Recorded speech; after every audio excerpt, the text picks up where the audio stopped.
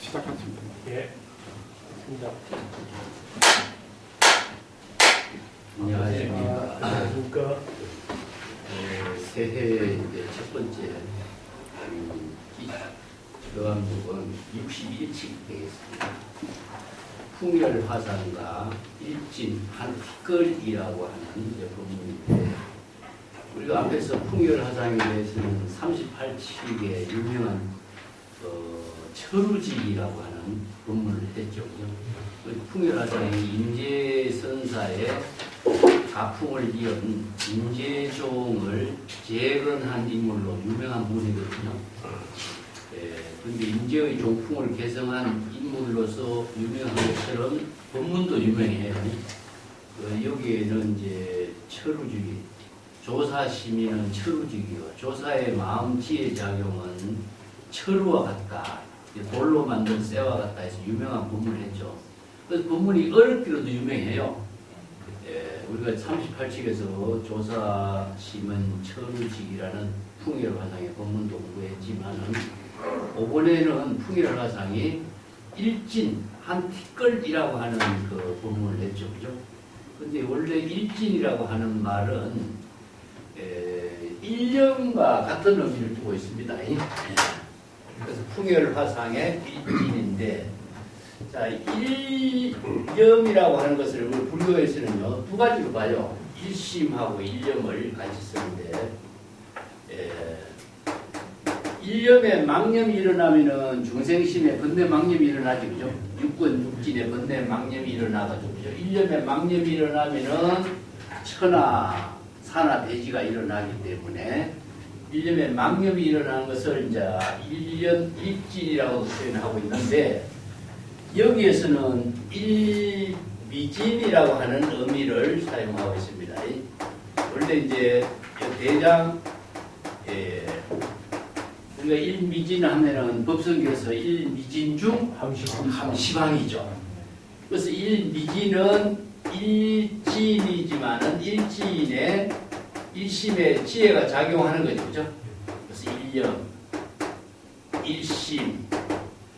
여기서 이제 일진, 일념, 일심의 지혜가 이루어지는 것은 바로 법계를 이루고 있죠. 그죠? 여기서 진여 법계를 이루고 있다. 그래서 이제 일심의 지혜가 이루어지는 것을 일진, 이렇게 표현했어요. 일념과 같은 의미지만은 우리가 일체유심조 했을 적에 일심의 지혜가 이루어질 때에 재물열의 지혜를 창조하는 것처럼, 여기서 이제 풍열화상의 본문은 일진 한티끌이 일어나는 것은 일심의 지혜가 이루어지면서 법계의 실상을 건립한다, 이런 의미를 두고 있어요. 그렇기 때문에 이제 오늘 불교 용어에서는 잘못 이해하면은 육권 육진의 번뇌가 일어나는 것으로 이제 착각할 수가 있죠. 이런 것은 여기서는 운문화상에 이제 이런 본문이 나요. 한티끌, 일진의 번뇌, 일심의 지혜가 작용하면은 대지를 전체 다 거두어들인다, 법계를 다 거두어들인다. 이 때문에 일미진중 함시방, 일체진중 여여시, 이와 똑같이 일심의 지혜가 이루어짐으로 해서 법계를 지혜로 포용하는 세계, 이런 의미를 두고 있어요. 그래서 여기 이제 풍열화상의 본문이 이제 상당 본문이 여러 가지 긴데, 그것을 설등중현선사는 간략하게 줄여가지고 본칙공안을 제시하고 있습니다. 우선 본칙공안의 내용을 잠깐 우리가 이해하고 수시본문으로 들어갑시다. 교재에 384조 본칙 보겠습니다. 교감록 61칙은 풍열화상이 한티끌, 자, 일념의 지혜를 세운 법문, 일심의 지혜로서 설한 법문, 이런 뜻입니다. 대중에게 설법을 했는데, 한 티끌을 세우면 나라가 흥성하고, 그래서 한 티끌은 일심의 지혜로 건립하는 겁니다. 일심의 지혜로 건립하면 국가가 흥성하게 되고, 이어서 국가라고 하는 것은 이제 나라를 다스리는 입장에서 지혜로 건립하고 많은 중생들을 지혜와 자비의 공덕으로서 극락국토를 건립하는 것과 같은 입장으로 비유해서 설법하고 있습니다. 국가가 흥성하게 되고, 분립일진, 한 티끌을 건립하지 않으면 국가가 쇠망하게 된다. 국가가 아마 멸망하게 된다. 자, 여기서 하나의 티끌을 건립하는 것과 하고 하나의 티끌을 건립하지 않는 것으로 나누었죠. 그죠? 자, 이것은 하나의 티끌을 건립하는 것은 일심의 지혜로 자비의 공덕행을 설법을 할 때에 법계를 지혜로 작용이 되도록 하는 국가를 건립하는 것이 되고, 한 티끌을 건립하지 않는 것은 본래 입장 말이에요. 본래 자성 청정심의 세계에는 국가가 쇠망한다. 그러니까 국가는 형성하지 않지만은 본래 무일물의 경지로 본래의 상태를 그대로 유지하고 있는 거죠. 이걸 이제 비유해가지고 국가가 형성되고 국가가 멸망하는 입장으로 설법을 해요. 이거 좀 재미난 표현이죠. 그죠? 여기서 이제 한 티끌을 건립한다라고 하는 것을 다른 말로 한다면은 우리가 건립물이라 건립. 전체적인 개요를 본다면, 자, 일지를 한 티끌을 건립한다.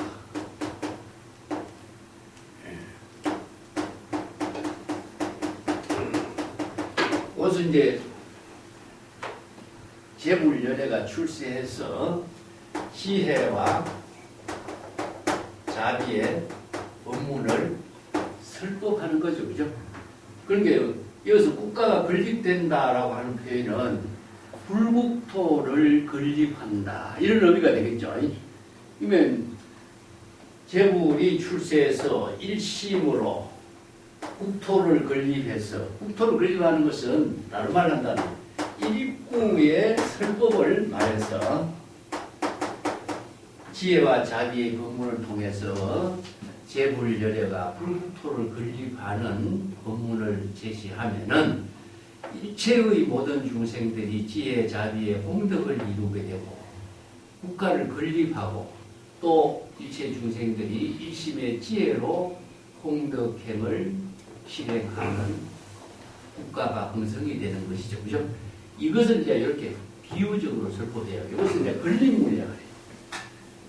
일진의 건립물이고, 또 일진을 세운다 하는 건, 세운다 하는 거하고 분립, 세우지 않는다 하는 거하고 두 가지로 나누죠.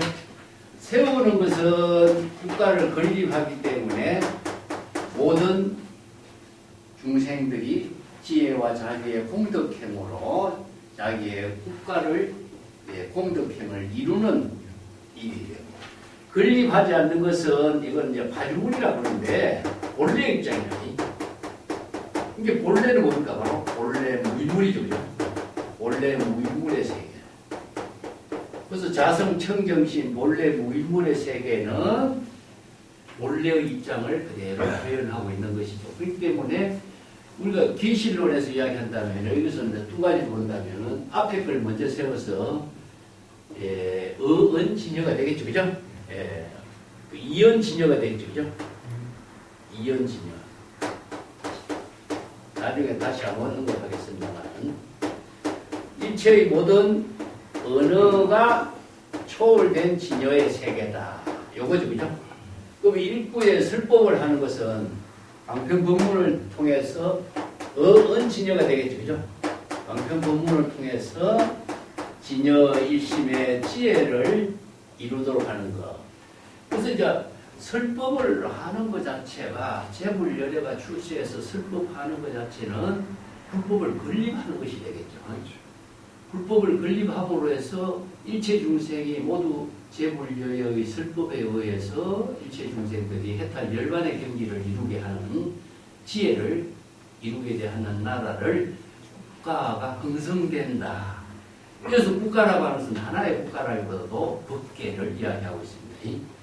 그래서 제불열애가 출세해서 설법을 하면은 일체의 중생들이 모두 다 지혜와 자비의 공덕을 이루어서 불국토를 건립하는 일을 이룰 수가 있고, 또 설법을 하지 않게 되면은 본래의 입장에서 일체 중생들이 국가가 형성되지 않는 입장에서 살림살이를 살게 된다. 이런 표현이에요. 근데 이제 풍요나사는 이걸 교묘하게 비유해가지고 설법해요.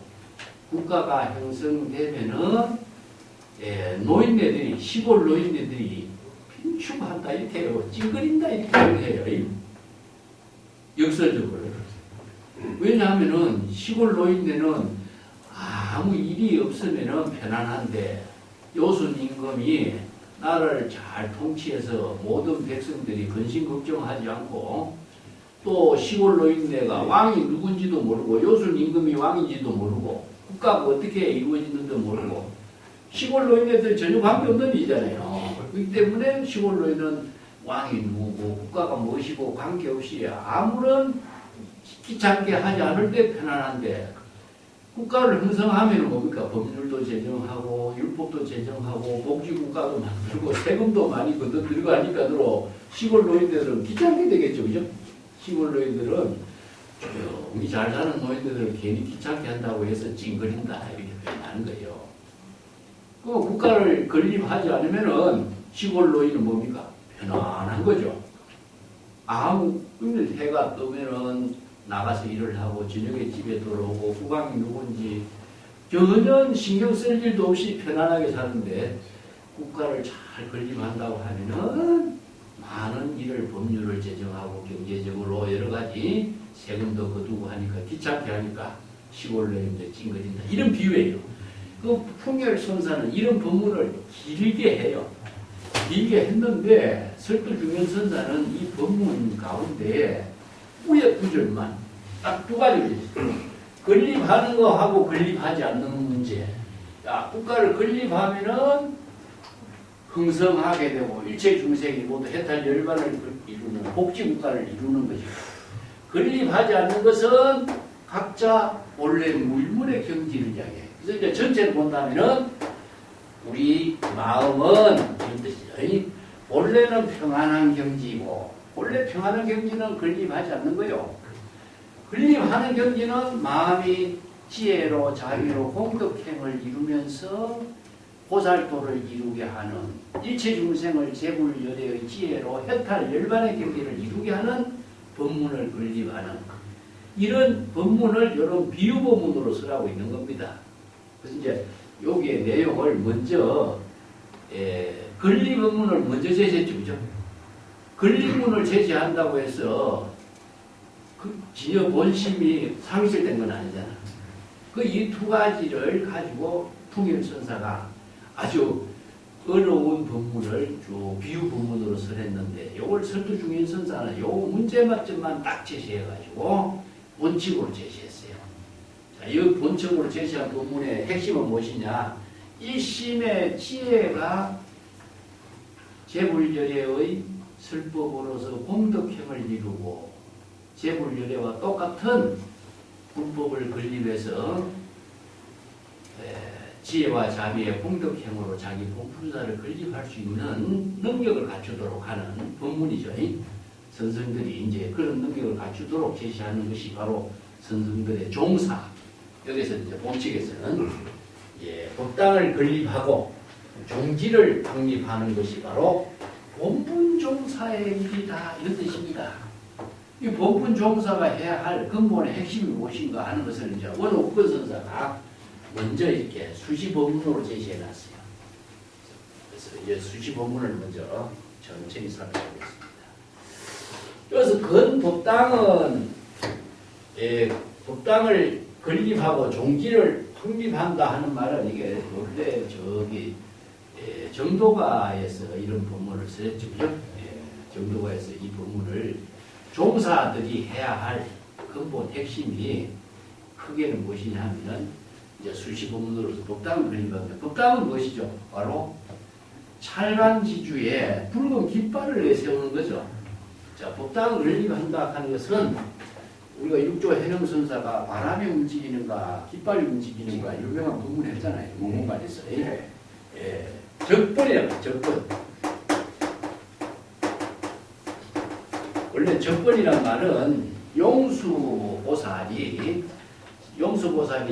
제바존자가 96종의 외도들과의 논쟁을 펼치면서 외도들을 정법으로 설법을 해서 이렇게 외도들의 사견을 타파하는 유명한 논쟁을 펼쳐요. 그래서 인도에서는 전부 다 논리적으로 논쟁을 통해서 외도들을 타파하고 바로 정법을 제시하는 그 법문을 설하는 것을 적번이라고 그래요. 붉은 깃발이라고 그래. 붉은 깃발. 이게 마치 장수가 붉은 깃발을 들고 가면은 거기에 그 군인들이 쫙 모이는 것처럼 붉은 깃발을 세우는데 붉은 깃발 아래 외도나 사도의 모든 법문들을 전부 다 타파하는 깃발을 내세우는 것을 적번이라고 합니다.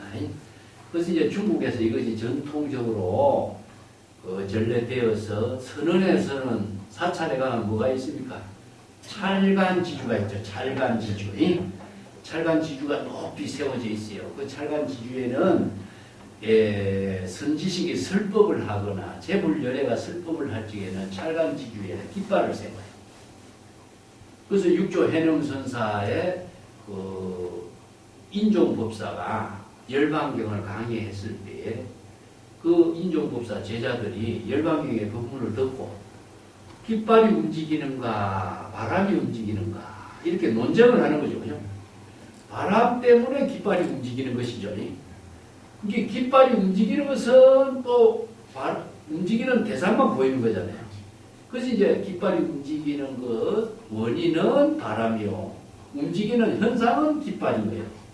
근데 사람이 깃발이라는 현상, 움직이는 깃발의 현상하고 바람 때문에 움직인다는 그 요인하고 이 두 가지 문제만 가지고 논쟁을 하고 있을 때 육조 해명은 뭐라 그랬죠? 마음. 자, 그대들의 마음이 움직이니까 깃발이 움직이는 것이다. 이렇게 얘기했죠. 이게 이제 육조 해명이 이 말을 하지 않아야 되는데 말을 하지 않을 수가 없는 게 뭐냐. 호주머니 속에 들어있는 송곳이 저절로 바깥으로 나온 격이다. 이렇게 비유해요. 이게 정법을 설하는 자비심이 지혜의 본분으로서 이 말을 안 할 수 없는 거예요. 이게 바로 걸림문이 되는 거죠. 우리가 보통 사물이 볼 적에 대상 경계만 보고 있잖아요. 중생은. 깃발이라는 대상 경계. 바람에 의해서 움직이는 대상 경계. 이거만 보고 있잖아요. 그 움직이는 그 상태를 우리들이 마음의 작용으로 보고 있는 것은 모르잖아요. 이게 바로 정법이라. 그래서 이제 대상 경계만 보는 사람이 누구냐? 외도나 사도들의 정법이고. 자, 마음으로서 깃발을 보는 것 자체는 무엇이냐? 이게 바로 정법이라. 그래서 일심의 작용으로 일체법을 다 여실하게 볼 수 있는 안목을 갖추는 지혜를 제시하는 것이 바로 불법이죠. 그죠? 그래서 이제 깃발을 내세우도록 재불열애가 설법한 거예요. 그래서 설법할 때는 중생심으로 이루어지는 사도의 법문, 대상경계에 집착해서 도를 외부에서 마음 밖에서 구하려고 하는 외도의 법문을 모두 타파시키는 깃발을 내세우고 정법을 설하는 것이다. 이게 바로 누구냐? 법당을 건립하는 것. 정법의 깃발을 건립하는 것이 누구냐? 바로 본분종사의 역할이다. 이 본분종사하고 작가 지식은 뭐가 갖춰져야 되죠? 지견이 부족되지 않고서는, 자, 정법의 안목이 부족되지 않고서는 작가 종사는 본분 종사가 될 수 없고 작가 선지식이 될 수가 없다 이거예요. 그래서 이제 본분 종사나 작가 선지식이 되려면은 이 풍열선사와 같이 이런 안목을 갖춘 선지식이 되려면 정법을 설하는 법당을 건립할 수가 있어야 된다. 그 법당을 건립은 아까 했죠. 외도나 사도의 모든 잘못된 사견을 타파하고 정법을 바르게 제시하는 설법의 능력을 갖추는 사람, 이것이 바로 이제 법당을 건립하는 거예요. 그 다음에 종지는 무엇이요? 불법의 근본 핵심을 바르게 확립하는 사람. 그래서 이제 불교에서는 전부 다 종지란 말 쓰죠, 그죠? 종이라고 하는 말, 이 말은요, 에센스입니다, 에센스. 근본, 핵심. 그래서 이제 종지, 현지, 불법의 대의, 이것을 갖고 이제 원해, 열해, 진실을, 열해가 설하는 진정한 법문의 진실한 뜻이 무엇인가? 이게 원해의 진실이라고 그러죠. 그래서 열해의 지혜를 이루게 하는 법문을 종지라고 합니다. 그래서 종이라는 것은 일심의 지혜로 이루어지는 근본. 이게 불교에서의 모든 법문의 핵심은 신법이니까. 그래서 종직하면은 무엇이냐? 일심의 법을 종지라고 합니다. 그래서 중국의 달마대사가 일심의 법을 전했다. 이런 말 쓰죠, 그죠? 그런데 열애의 진실은 무엇이냐? 일심의 지혜를 이루게 하는 법문이다. 그래서 화엄경에서 일체유심조 이런 말 하는 전부 다 법문이 일심의 종지다. 그러니까 깃발을 보는 것도 마음으로 보는 것이지. 깃발이라는 대상 경계를 마음으로 보고 중생심으로 차별 분별심을 일으키는 것은 중생이 되고, 일심의 지혜로 대상 경계를 여실하게 판단할 수 있는 안목을 갖출 때는 무엇이냐? 바로 종지를 깨닫게 된 거죠. 그래서 정법의 안목을 갖춘 사람은 정법과 사법을 판단할 수 있는 능력, 그 다음에 바른 종지를 건립할 수 있는 능력. 그래서 종지를 건립한다는 것은요, 많은 수행성들이나 중생들이 일심의 지혜로 불법의 근본 핵심을 깨달아 체득할 수 있는 안목을 갖추도록 하는 거죠. 이걸 이제 불법을 종지를 건립한다. 자, 이런 법당을 건립하고 종지를 건립할 수 있는 사람은 바로 본분의 종사다. 이 본분이라고 하는 것은요, 시절 이전에 자기 본분사를 여법하게 지혜로 실행할 수 있는 사람이다. 설법을 누구를 위해서 하는 건 아니잖아요. 제불열애가 출세해서 중생들에게 설법했다. 중생을 위해서 법을 설했다. 이것은 불교에서는 없어요.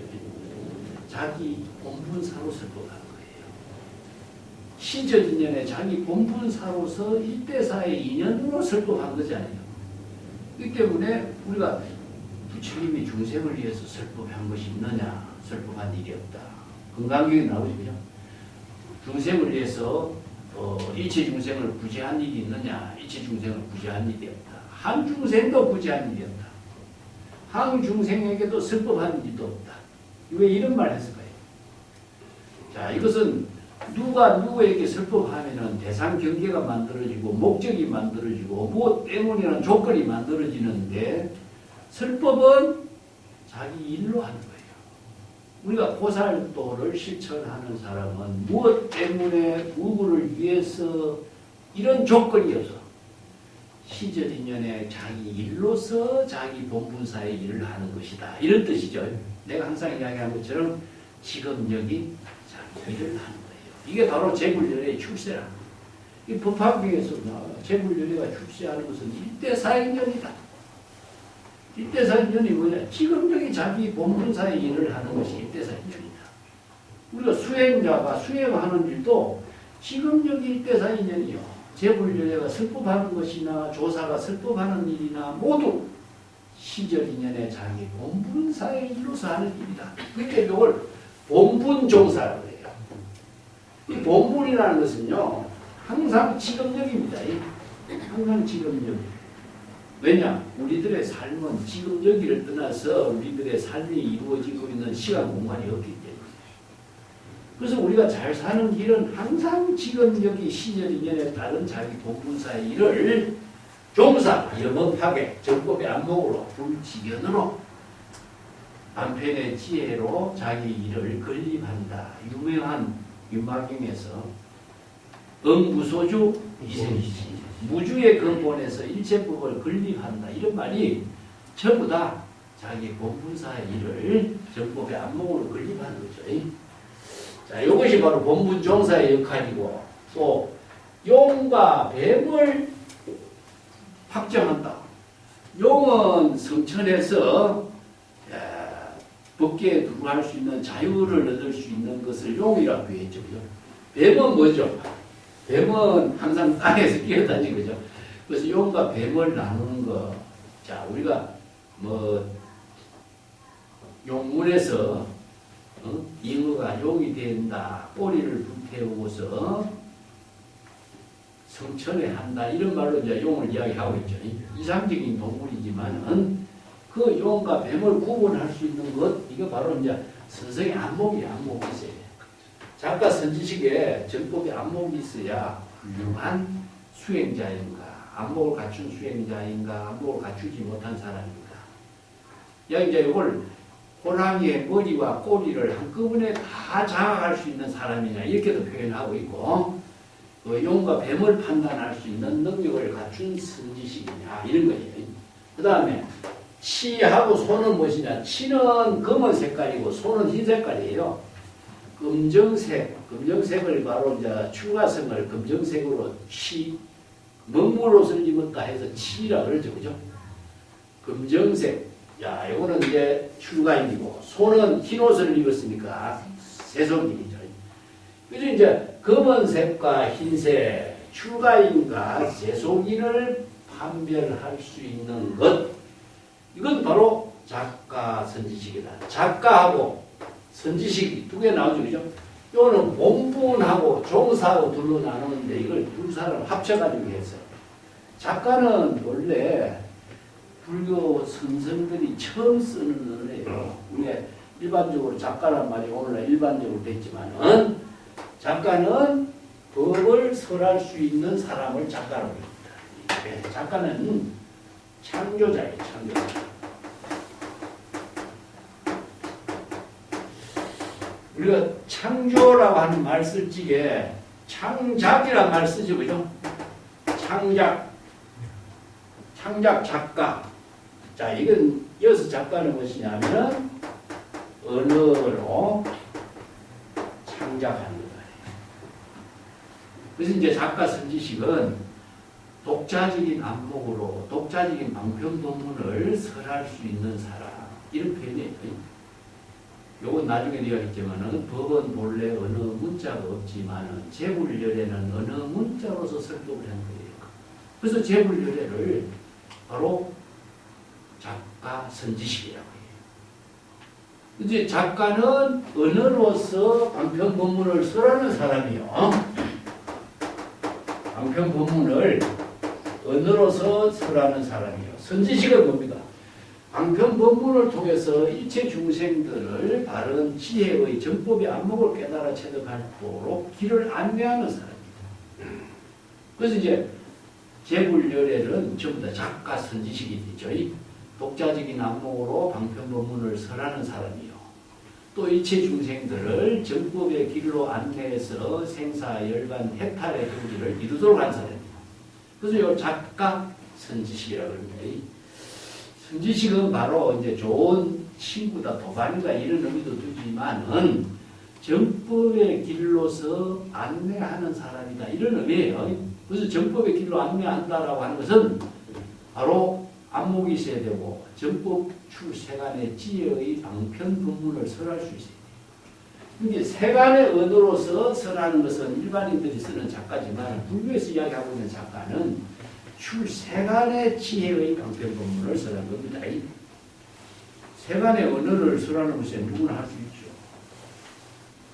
출세간의 방편 법문을 지혜의 방편 법문으로 설하는 것은 아무나 할 수 없어요. 왜냐하면 불의 법문으로서 일체 유생을 생사열반 해탈의 깨달음을 이루게 하는 방편 법문이 되기 때문에 작가 선지식이 되지 않으면 불가능하죠. 그래서 이제 이런 설법을 하는 것이 정말 중요한 일이죠. 그래서 여기 선지식들이 설법하는 거, 여기 선성들이 서문답으로 설법하는 거, 이런 것이 전부 다 작가 선지식들의 큰 역할이다. 이런 것을 이제 제시하고 있습니다.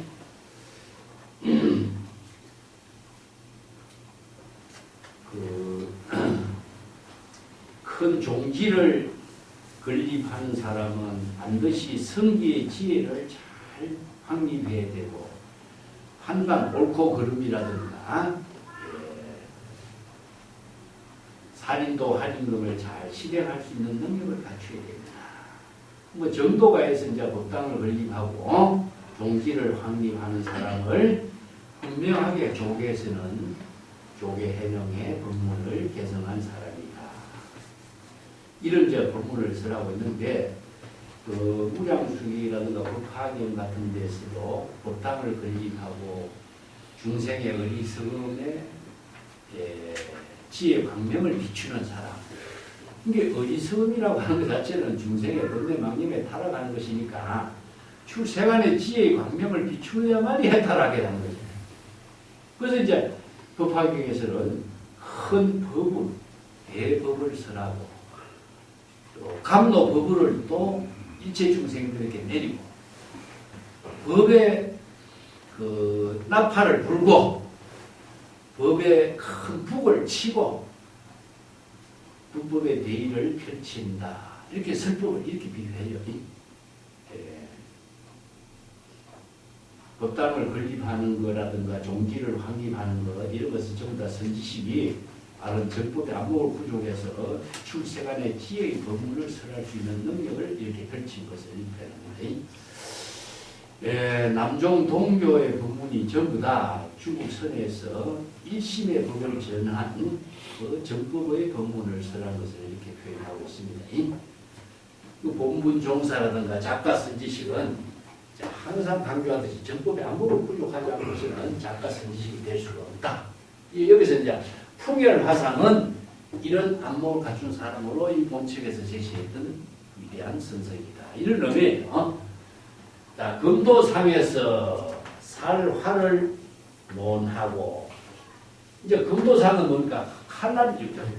그 선생들의 그 모든 부분들을 지혜의 칼을 전부 다 금에다 비유해요.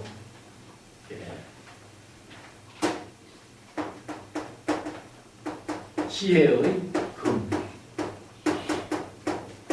지혜의 금은 두 가지가 있죠. 하나는 살인도, 살인도. 하나는 활인금. 자, 살인금은 중생의 번뇌 망념을 차단하는, 그게 금강경에서 항복귀신, 조복귀신, 문화항복, 어떻게 중생의 번뇌 망심을 항복시킬 것인가? 어떻게 중생의 번뇌 망념을 조복시켜야 될 것인가? 이 중생의 번뇌 망념을 항복시키고 본래 진여 본심의 깨달음을 이루게 하는 지혜의 금은 무엇이냐? 바로 작가 선지식의 설법이죠. 이 지혜라고 하는 것은 우리가 불교에서 이야기하는 반야의 지혜예요. 이 반야의 지혜는 진여 일심밖에 없어요.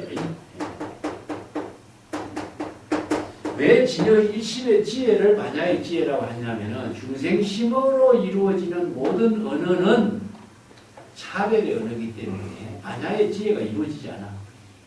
그래서 출생안의 지혜를 이루게 하는 진여 일심의 지혜의 본문만이 출생안 지혜로 일체 중생이 생사윤회를 해탈할 수 있는 본문이다. 그래서 재불연회의 설법이나 조사들의 설법은 전부 다 일부의 본문을 써요. 일부. 자, 일부의 본문이라는 것을 바로 진여 일심으로 이런 뜻입니다. 일심의 본문을 일부 본문이라고 해요. 그래서 일부의 본문으로서 재불연회의 설법이 다 이루어져 있잖아요. 우리가 일부 본문 자주 이야기했죠. 일부는 마루구다. 마루구는 본래 면목이 지금력이 자기 본분사로 이루어지는 본분사의 일이다. 그래서 지금력이 자기 일, 지적회사인 이력하는 말이나 일구나 본분사나 전부 다 재불연회가 설법한 부분은 중생심으로 설법하는 건 아니죠. 전부 다 출생안의 지혜를 이루게 하는 일부의 법문으로서 설법을 했기 때문에 일체 중생이 출세간의 지혜로 공덕행을 이루게 하는 법문이 되는 거예요. 이게 바로 작가 선지식이고 본분 종사의 역할이다. 이런 표현이죠. 이런 불교에서 가장 핵심적인 일구의 법문의 내용을 잘못 이해하고 똑같은 언어라고 해서 세간의 언어로서 이해하고 세간의 언어로서 불법의 본질인 것처럼 착각하는 것은 이건 안목이 없는 사람이에요. 그리고 일구의 법문의 핵심의 내용을 모르는 거예요. 이 본분 종사라든가 작가 선지식의 역할이 무엇인지 모르죠. 그래서 검도상이라고 하는 말은 무엇이냐? 검이라고 하는 말은 무엇이에요? 진여심의 지혜를 검으로 표현해요. 이게 일도양단하는 것이죠. 그죠? 그 일도양단하는 칼을 일구 법문에다 비유한 거예요. 일구의 법문이다. 그래서 일심의 지혜로 일구의 법문을 설하는 것을 반야지혜의 검으로 표현해서 일구 살인도 할인도. 이게 수행성이나 중생의 번뇌 망령을 차단하는 법문이 뭐냐? 출세간의 일구 법문이고 이게 지혜의 칼이 되고 또 일구의 법문으로서 일심의 지혜로 공덕행을 이루게 하는 반야바라밀의 지혜의 법문이 공덕을 이루게 하고 보살도를 이루게 하는 일구의 법문이 되도록 하는 게 이 방편 법문이고 이 때문에 불교는 출세간 지혜의 법문에 의거해서 중생심에서 해탈하는 법문이죠. 이게 오늘 검이라고 칼로 표현하는 거죠. 우리가 선생들이 뭐 살인도 했다, 할인도를 펼쳤다 이런 말인데 그 내용이 무엇인가 모른다면은 뭐 주장자를 친 것이 살인도인 것처럼 할을 하는 것이 할인도인처럼 이렇게 하죠. 근데 물론 방편의 지혜를 제시하는 방망이라든가 할도 그런 의미는 있어요. 우리 이제 적시적소에 따라서 수행자의 근기에 맞춰서 설법을 하는 것을 표현하는 것이지만은 전부 다 출세간 지혜의 방편 법문으로 방망이를 치고 할을 하는 거예요. 그렇기 때문에 이걸 살인도 할인금에다가 비유하는 거예요.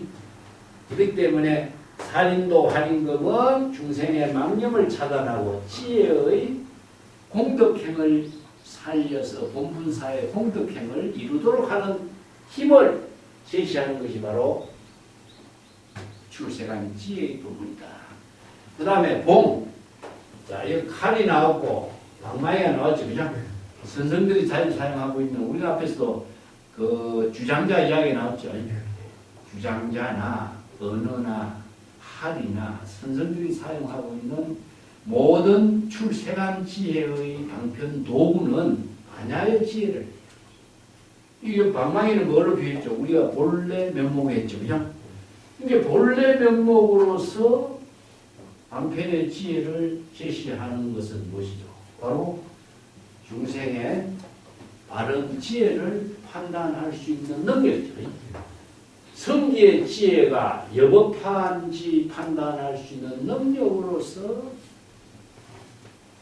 주장자 방망이를 제시해서 설법을 하는 것을 이렇게 표현하고 있습니다. 정법의 안목과 방편의 지혜를 갖춘 작가 선지식이 수행자들을 잘못된 것을 차단하고 일심의 지혜를 공덕행으로 이루도록 살인도 할인금을 제시했던 것이고 또 수행자의 근기와 능력과 역량에 맞추어서 방편 법문을 설법해서 독자적인 지혜로 공덕행을 이루도록 설법하는 일이 바로 선생들의 역할이다. 이런 의미죠. 그렇기 때문에 이것은 칼이라든가 방망이라든가 이것은 선생들이 반야의 지혜를 제시하는 법문을 이런 비유로 설한 거죠. 본분 종사의 역할은 이러한 경지에서 이루어져 있다. 자, 그런데 여기서 풍회를 선사가 설법한 본분 종사의 역할을 여기서는 하나를 건립하고 하나를 건립하지 않는다. 이 말을 이제 이렇게 나누고 설법한 거예요. 자, 이런 점들을 좀 잠시 접어두고 환중사에 의해서 홀로 독자적으로 환중사에 의해서 일구의 법문을 어떻게 제시해야 할 것인가? 이것을 이제 여기 본칙에서 큰 과제로 제시했어요. 한중사라고 하는 말은요,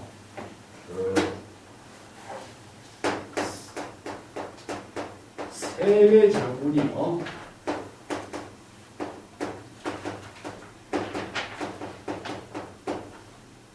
환중 천자.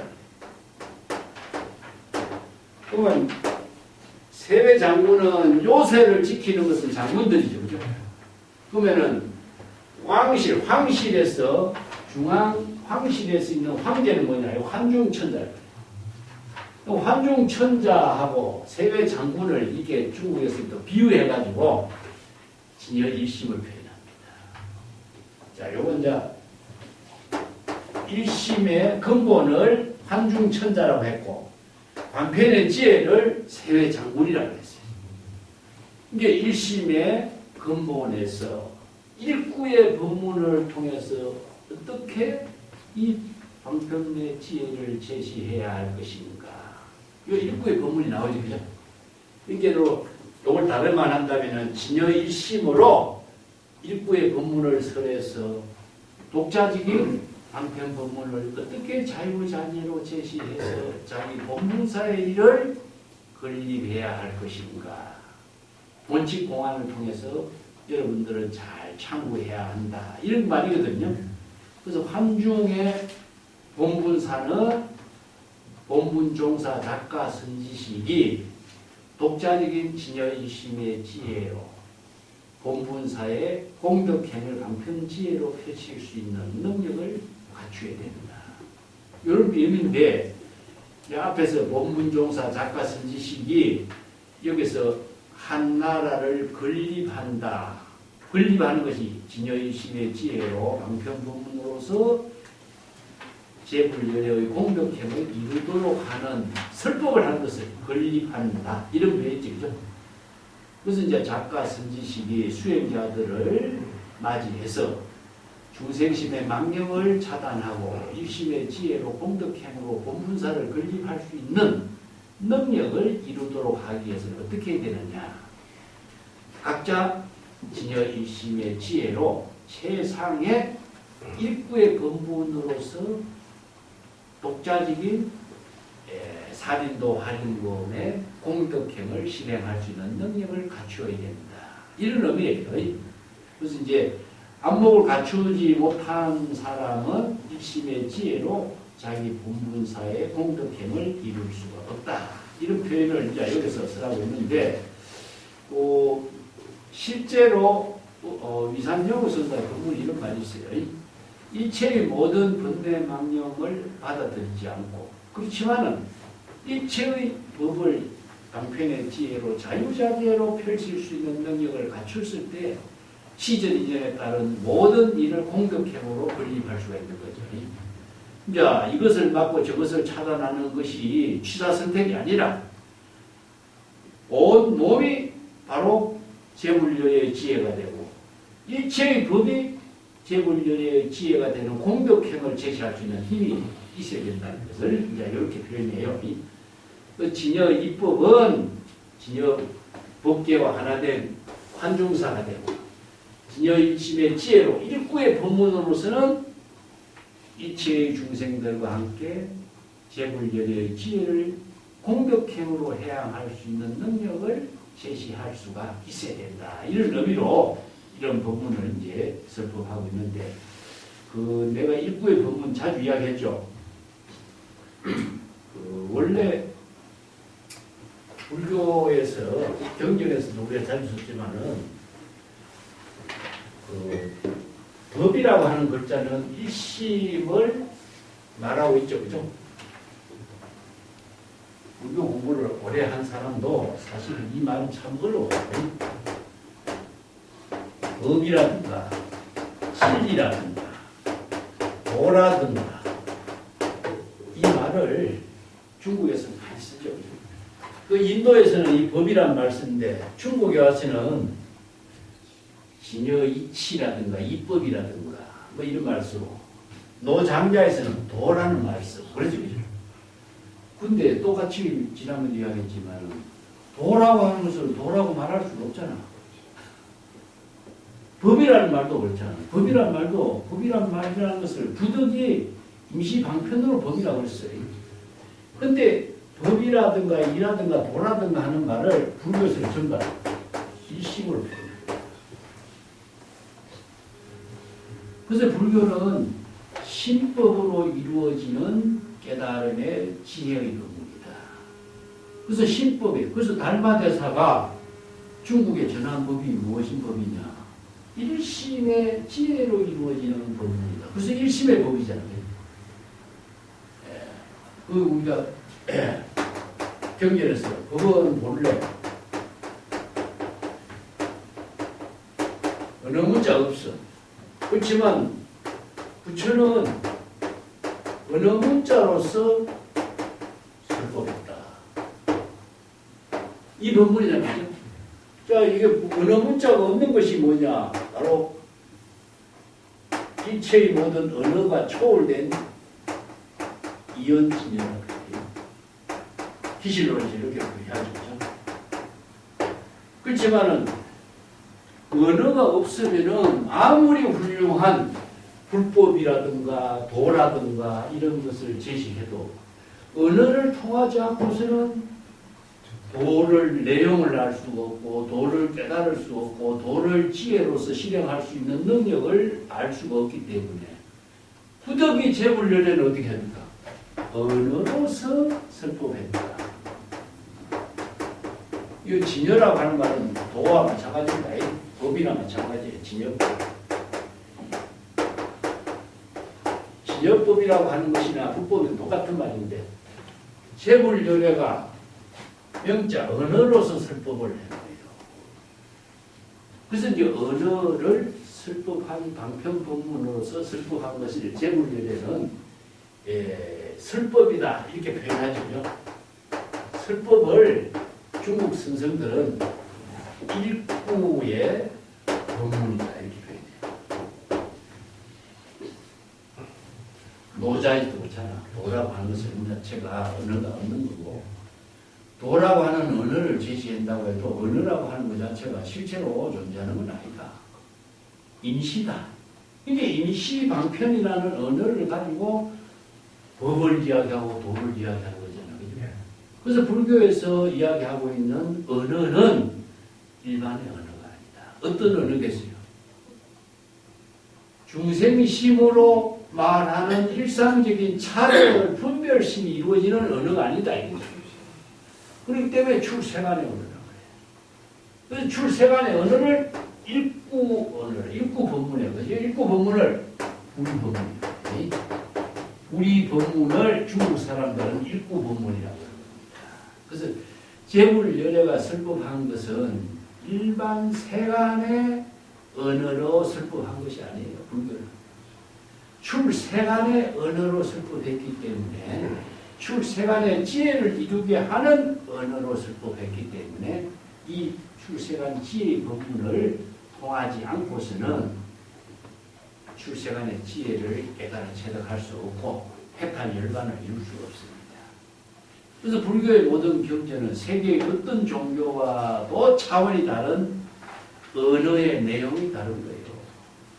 이 점을 우리가 불법 공부하는 사람이 잘 이해하지 못하고 세간의 언어와 같이 이해한다면 불법 공부는 전부 다 잘못된 길로서 이야기해요. 그러니까 경전을 세간의 언어로 이야기한다면 차별 분별의 언어가 되고 출세간의 지혜의 언어로 이야기하면 제불열애의 방편 지혜를 이루게 하는 거죠. 그건 이제 우리가 벽암록에서 나왔잖아. 언어라고 하는 것은 도를 운반하는 도구다. 참 기가 막힌 말이잖아요. 그죠?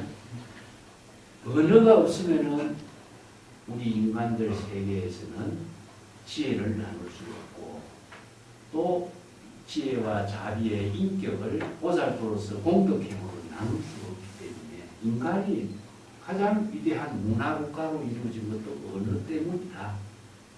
근데 그 가운데 도를 이루게 하는 언어가 불교에서 방편법문이다. 이런 의미죠. 그래서 방편법문을 바르게 이해하지 못한 사람은 방편의 지혜를 바르게 공덕행으로 이룰 수가 없다.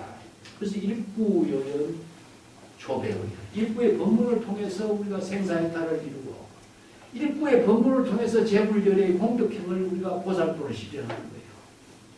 그래서 이 법문을 이제 불교에서는 지극한 이치의 법문에 도는 언어를 초월했지만은 언어를 빌려서 도의 핵심을 설하게 된 것이다. 이렇게 이야기해요. 도는 본래 언어가 없지만은 언어를 통해서 도를 실현하게 하는 것이다. 자, 이런 말이 지금 노자에도 아까 되었겠지만은 도라고 하는 것은 고정된 도의 어떤 실체로 존재하는 것은 아니지만은 도라고 하는 것을 언어를 통해서 도를 실행하게 하는 거예요. 언어가 없으면 도라는 말을 우리가 언어를 통해서 도를 알게 되고 법이라고 하는 것도 이 법이라는 언어를 통해서 법을 알게 되는 것이지 이 언어를 이해하지 못한다면 이 세계를 어떻게 이해하겠어? 그래서 일체 중생들이 본래 열반, 해탈, 불성, 자성, 청정심을 부족하고 있다는 사실을 재불열애가 깨달아 발견하고 그 불성을 깨닫도록 언어로 설법한 것이 불법이죠. 이 법문을 세간의 지혜로 이해하지 못한다면 세간의 언어로서는 그 법을 깨달아 체득할 수가 없다. 이런 의미죠. 그래서 불교는 이런 논리 체계에 맞는 부분을 써있기 때문에 바로 방편 부분을 여법하게 수행하지 않고서는 불법을 여법하게 깨달아 체득할 수도 없다. 이런 의미입니다. 자, 본칙으로 다시 한번 들어가겠습니다. 본칙은 아까도 조금 봤습니다만 풍열순사가 수시법문으로 제시하는 것인데 그 수시라고 하는 것은 상당 시중 법문이죠.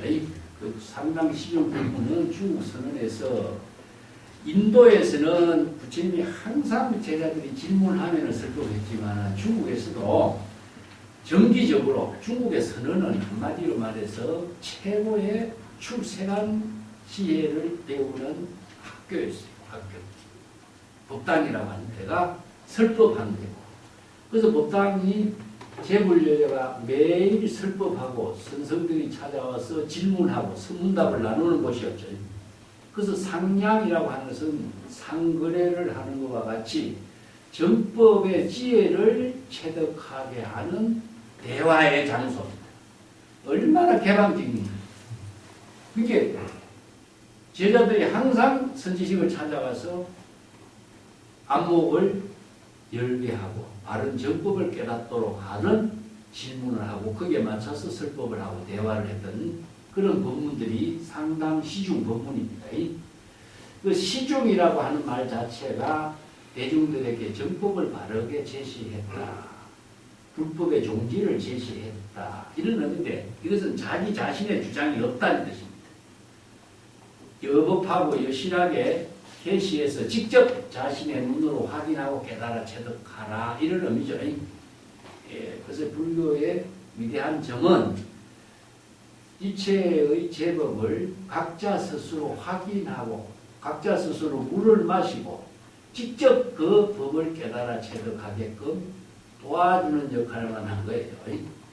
그게 스승이 법을 건네주는 것도 아니다. 그래서 나중에 이야기했지만은 이 법화경 같은데 무사지라고 했어요. 무사지. 스승에게 배운 지혜가 아니에요. 우리 본래 부족되어 있는 지혜를 스스로 개발하는 지혜다. 이거죠. 그래서 일체 중생이 본래 불성이 부족된 그 지혜를 깨닫도록 안내해주는 역할만 한 거죠. 그래서 이제 풍열선사 본문에서 수행성들이 각자 본래 부족하고 있는 재불열애와 똑같은 지혜를 부족하고 있다는 사실을 여러분 스스로 자각하고 그 지혜를 스스로 깨달아 체득하도록 이런 설법을 제시한 것입니다. 그래서 일체 중생이 모두 일심의 법을 부족하고 있으니 여러분들이 그 일심의 법을 깨달아서 재불열애와 똑같은 지혜를 건립하도록 하라. 이런 법문이 일진을 건립하면 가국이 형성한다. 이런 법문을 했어요.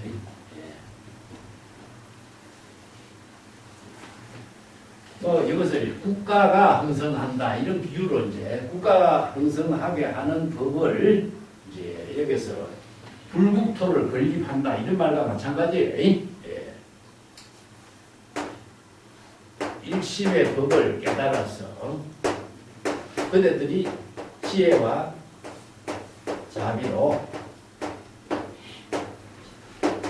불국토를 건립한다 이런 의미죠.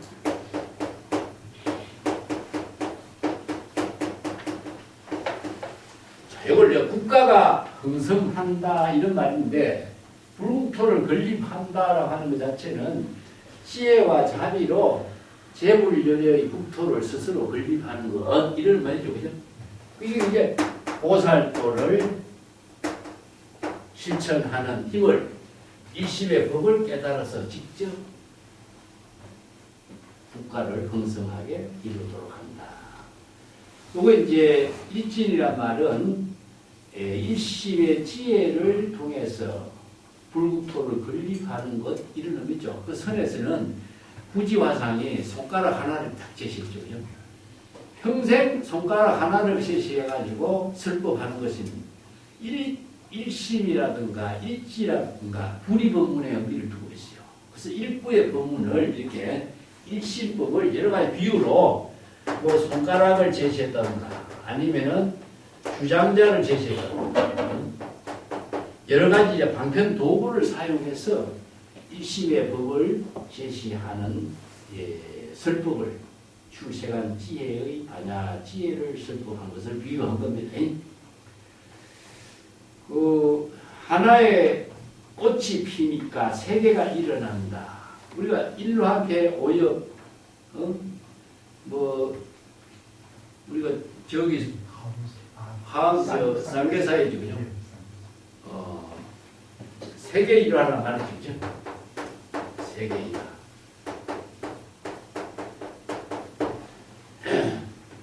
그래서 이제 요거는 세계 일화라고 하는 말은 세존이 영축산에서 연꽃 한 송이를 들어 올리는 것을 표현했죠, 그죠?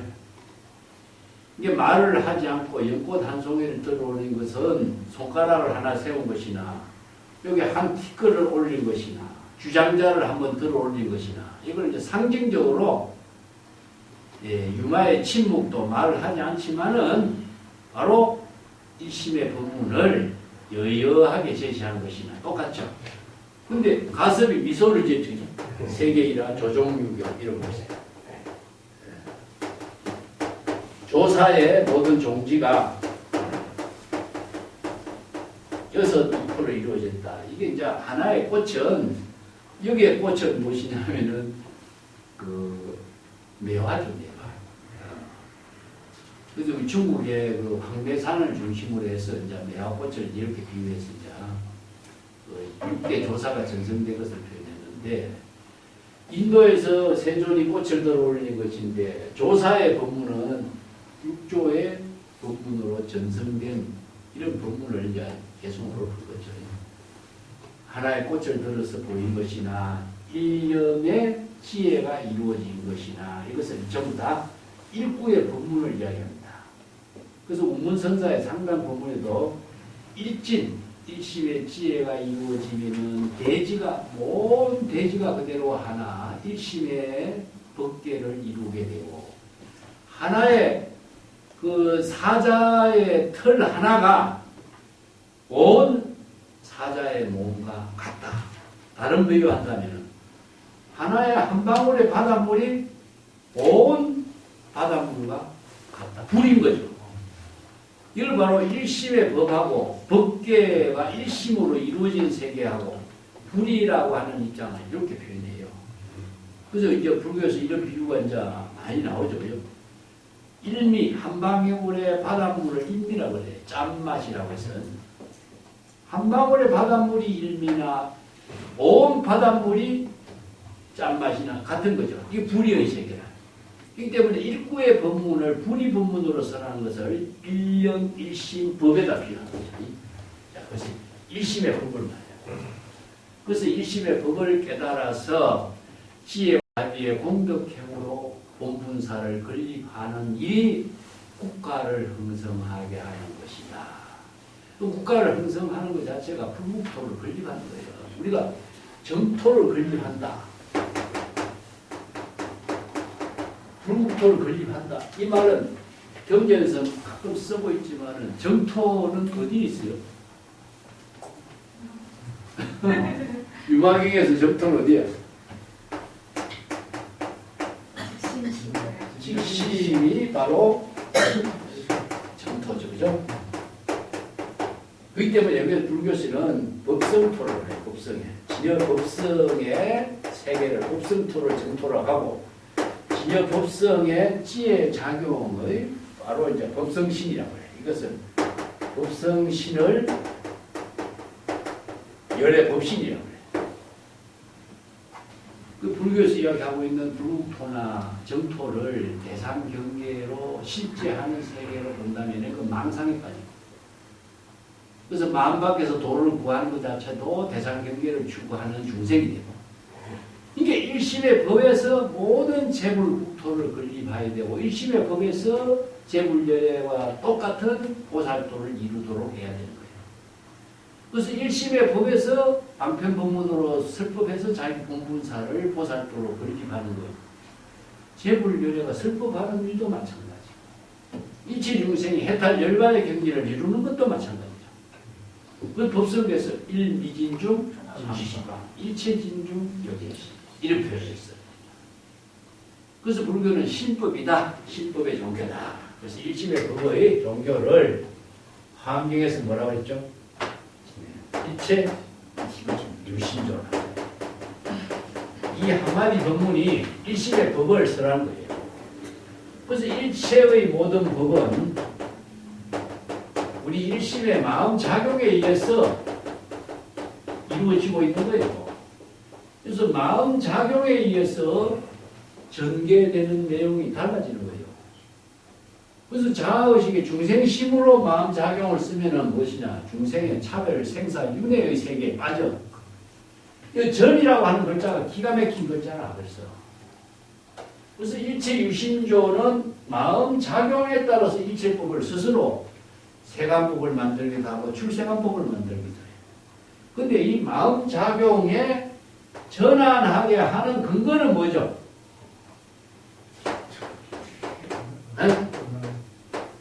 언어다입니다. 자, 우리가 일체법이라고 하죠. 일체법은 일심으로 이루어지는 법은 언어에 의해서 이루어지고 있다.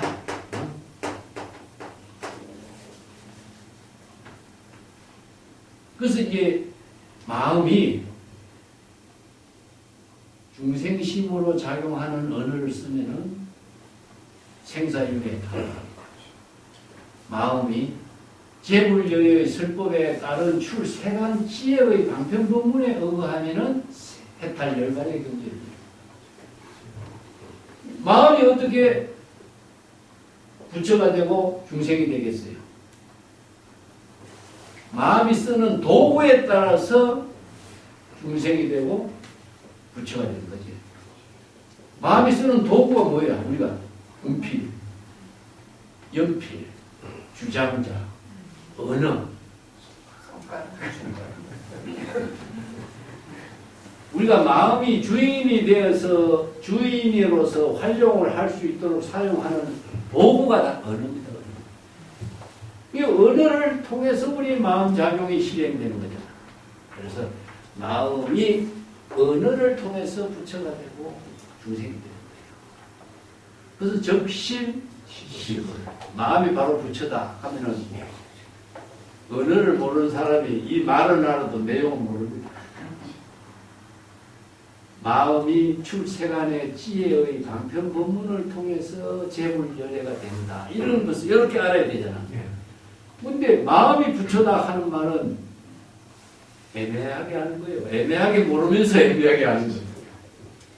그래서 불교의 경전의 법문을 정확하게 알지 못하고 적당하게 알고 이야기하는 사람이 많아. 그래서 많은 사람들이 애매하게 모르고 애매하게 아는 척하는 거예요. 그래서 정확하게 알도록 이게 설법을 정법을 바른 안목을 갖춰야 된다. 이런 말이죠. 한 나라를 일심으로서 건립했을 때 국가가 불국토가 형성되는 것이요. 한 나라를 건립하려면은 일심으로 주세간의 지혜를 구족했을 때 국가가 형성되겠죠. 자, 이 부분을 지혜와 자비로 표현해. 지혜는 언어입니다. 지혜, 반자의 지혜는 언어고, 자비는 무엇이죠? 반자의 지혜로서 베푸는 거죠. 우리가 보살이, 보현보살이 문수의 지혜와 보현의 방편 이렇게 표현하고 있는데, 문수의 지혜는, 반야의 지혜는, 출생안의 지혜는 출생안의 언어를, 방편의 지혜를 베푸는 것은 출생안의 지혜로 설법하는 것.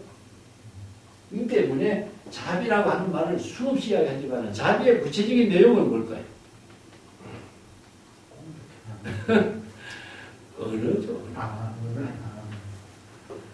우리가 화안애어라고 쓰잖아. 웃는 얼굴, 자비스러운 말씨. 이게 바로 보살도를 실천하는 거예요. 근데 웃는 얼굴은 편안하게 웃어나는 것이고, 자비스러운 말씀은 무엇이죠? 지혜로 공덕행을 이루게 하는 일이 되잖아.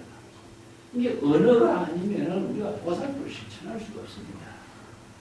이게 모든 것은 마음 작용으로 이루어지는데, 마음 작용이 지혜로 자비로 이루어지게 하는 내용은 궁극적으로 언어에 의해서 이루어집니다. 우리가 화내어라든가 동사섭이라든가 뭐 팔정도 육바라밀이라고 하는 언어를 모르고 그 팔정도 육바라밀의 실천법을 언어로 모른다면 우리가 마음으로 그걸 실천을 어떻게 하겠어요? 이게 불교의 모든 경계는 일심으로 출생한 지혜의 방편 부분을 보살도로 실천하도록 한 것이겠죠. 그러면 그 언어를 정확하게 마음으로 실행할 때 이루어지잖아요. 그때 이걸 일심의 법을 지혜와 자비로 불국도를 건립하고 공덕행을 이루게 하는 거죠. 그런 능력을 갖추도록 해라. 이런 의미가 이제 풍월선사가 일지인으로 일심으로서 이체법을 건립해서 지혜와 자비를 공덕행으로 이룰 때는 국가가 흥성하게 된다. 이렇게 의문하는 거죠. 여기 언진여라. 언진여. 한편 지혜의 언어로서 자비로서 공덕행을 보살도로 실행하는 것이 바로 지금여기 자기 본분사의 일이다. 그래서 일지는 진여일심이고 이체법을 건립하는 것은 지혜와 자비로 공덕행을 보살도로 실행하는 것이죠. 그죠? 유마경의 무주의 근본에서 이체법을 건립한다.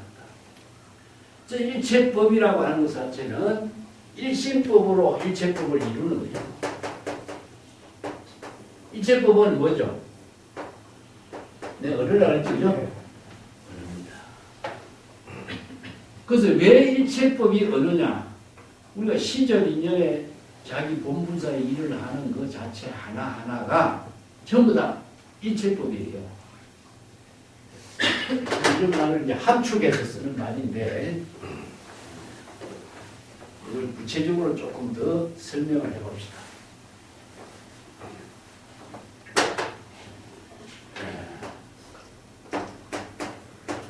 일체법이 진여다 그래요. 기실론에서는.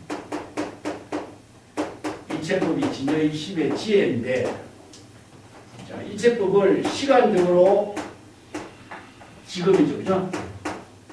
공간적으로는 여기죠. 그죠?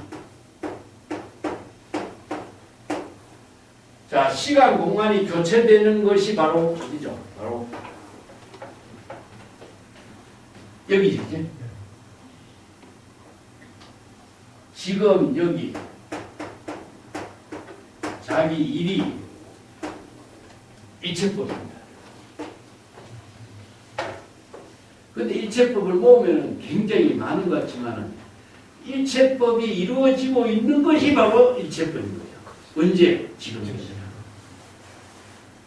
우리들의 삶이 한 평생을 살면 60년, 70년이라고 하는 시간이 이루어지지만 한 평생의 삶이 지금 여기에 본분사의 일로서 이루어진 삶이다. 이체법은 지금 여기에 있어밖에 없어요. 그러면 지금 여기 있는 거죠. 시간과 공간에서 지금 여기 자기 할 일이 뭐겠어요? 그게 본문사예요. 이게 철 있다, 철이 없다 이런 말씀. 철들다, 철들지 않다. 지금 여기 자기 할 일을 모르는 사람은 철이 없는 사람이고, 철이 있는 사람은 지금 여기 자기 할 일이 무엇인가를 아는 사람이다. 이거죠. 근데 안목이 있는 사람은 철이 된 사람이고, 안목이 없는 사람은 철이 없는 사람이에요.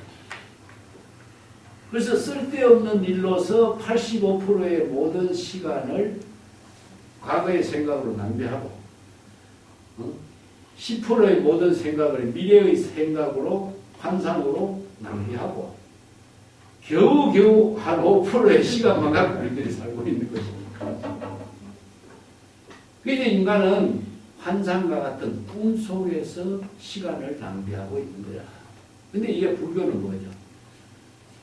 모든 시간을 지금 여기 이체법을 일심의 지혜로 지금 여기 자기 본분사를 공덕행으로 이루도록 하라. 이런 말입니다. 그게 시적 인연에 자기 본분사 일을 아는 것, 여기에 바로 안목이 있는 것이고, 안편의 지혜로 건립하는 일이 국가를 건립하는 일이다. 이게 바로 재물국토를 건립하고 자기 본분사 일을 건립하는 거고, 누구 때문이라는 것은 조건이라든가 목적이라는 게 없어요. 그 많은 종교인들이 목적이라든가 공덕이라든가 그게 보상이라든가 이런 걸 갖고 많이 이야기하고 있는데 이게 전부 다 참 안타까운 이야기입니다. 그 마태복음에도 성경에도 난 성경이 그 좋은 구절들은 정말 바른 진실을 이야기하고 있기 때문에 성인의 말씀이다라고 하는 것은 바른 지혜를 제시하는 말이거든.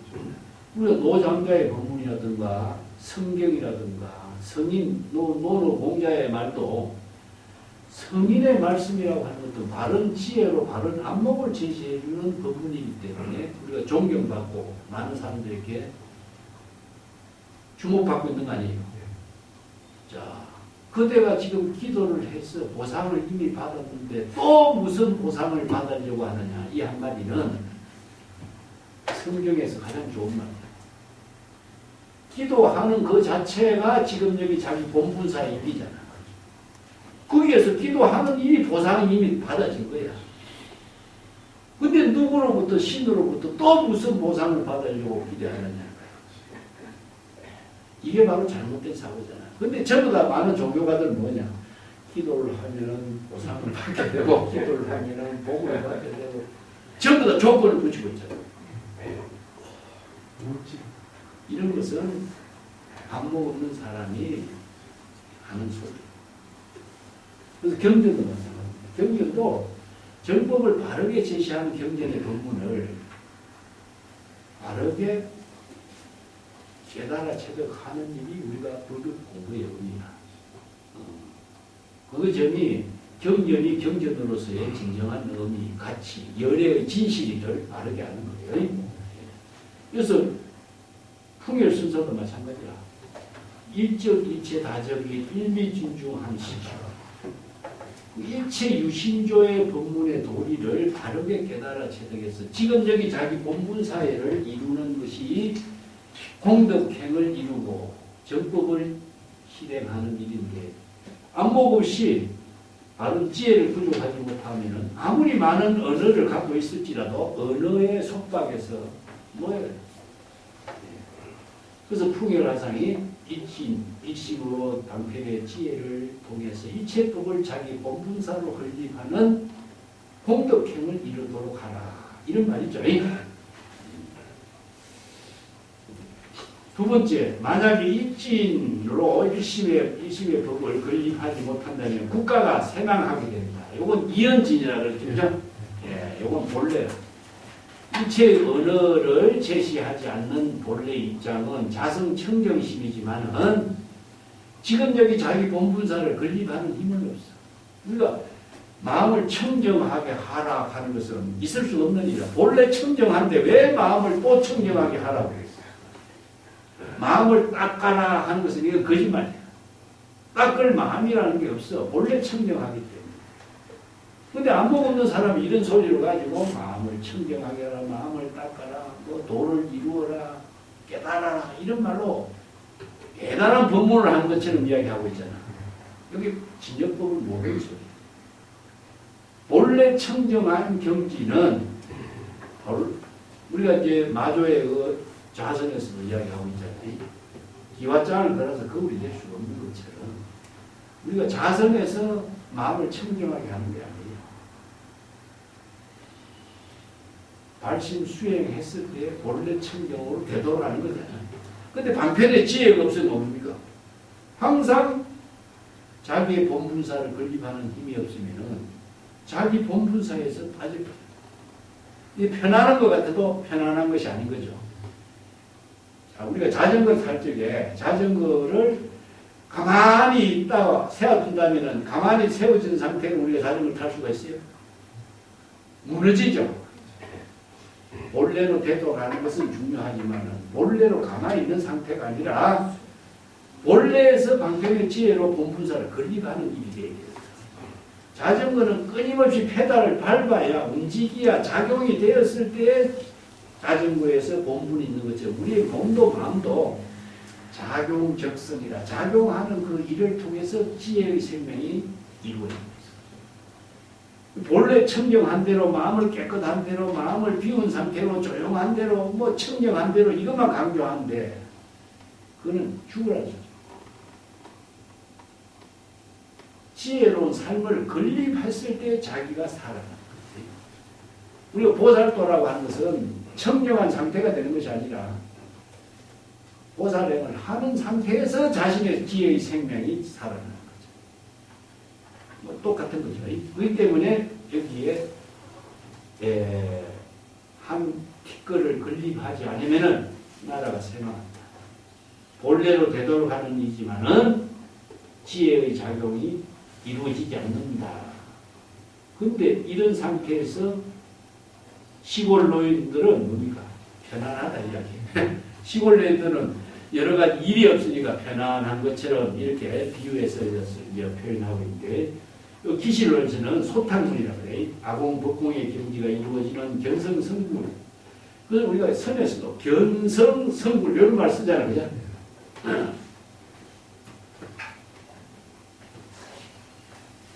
견성이란 말하고 성불이란 말은 두 가지가 분명히 다른 말입니다. 네.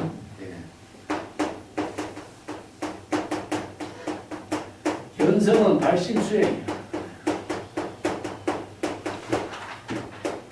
발심수행은 중생심의 번뇌망념을 다 소멸하고 진여 본성을 깨닫는 거예요. 이건 자성 청정심을 회복하는 수행이야. 그러면 성불은 거죠. 성불. 견성, 성불. 성불은 부처의 지혜를 이룬다 할 때 부처의 지혜는 어떤 경우로 이루어지죠? 부처의 지혜를 이루는 것은 지혜와 자비의 홍덕행을 실행할 때 부처의 지혜가 이루어져. 그러면은 안편의 지혜로 홍덕행을 설법하는 거죠. 그죠? 우리가 부처가 되다 이런 말 하잖아. 부처가 되는 것은 어떻게 되죠? 부처가 설법을 하는 출세의 인연을 통해서 부처가 되는 거예요. 부처가 되는 것이 그냥 부처가 되는 것이 아니라 가만히 있는데 부처가 되는 건 아닙니다. 부처는 시절인연의 자기 본분사의 일로서 공덕행을 방편 지혜로 출세간의 방편 부분을 설법할 때 부처가 됩니다. 부처의 지혜로서 설법하는 일이 부처가 되는 거예요. 그러면은 우리가 견성은 발심수행이고 성불은 뭐죠? 설법이죠. 자, 지혜와 자비로 지금 여기 본분사의 일을 공덕행으로 설법하는 일을 하는 것이 바로 제불열애의 본분사가 됩니다. 성불하세요 이 말 쓰는데 성불의 진정한 의미가 무엇인가 알지 못하고 쓰면은 의미가 없는 말이죠. 이 마찬가지로 여기도 성불해서 국가를 건립해야 되는데 설법을 하지 않고 국가를 건립하지 않고 편안하게 사는 것, 아무 일도 하지 않는 것, 이것은 천하태평이 되겠죠. 그죠? 이건 노인네가 아무런 신경 쓰지 않는 것과 마찬가지다. 그래서 노인네가 요순시대에 천하태평한 노인은 경양가라고 그래. 지팡이로서 땅을 치면서 날이 해가 뜨면은 밭에 나가 일을 하고 해가 지면은 집에 와서 잠을 자고 우물물을 파서 물을 마시고 농사 밭을 갈아서 농사를 짓고 자기 음식을 먹는 거. 황제가 누구인지 내가 알 바가 아니다 이런 말을 이제 경양가라는 노래를 부르고 살았다 그래야지.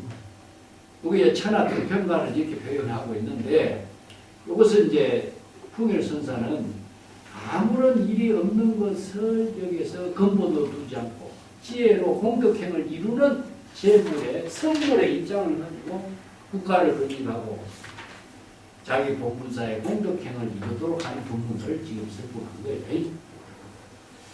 그런데 이 두 가지 문제점을 딱 지시는데 하나를 건립하는 거와 건립하지 않는 거 두 가지죠. 하나는 살인도, 하나는 활인도. 이 두 가지 골격을 가지고 수행성들의 본분을 제시해놨어요. 그런데 이 두 가지 문제점에 대해서 설두중현선사는 주장자로서 마지막에 그렇죠. 설두중현선사가 주장자를 들고서 말하기를 여기에 이 주장자와 같이 동생, 동사 할 수 있는 납성이 있느냐 이렇게 문제를 제시했어요. 그죠? 여기에서 설두중현선사가 풍일선사의 법문을 두 가지 골격을 하나로 모아버린 겁니다. 자, 이 견성설부를 주장자를 제시했어요. 주장자를 제시하고 동생, 동사.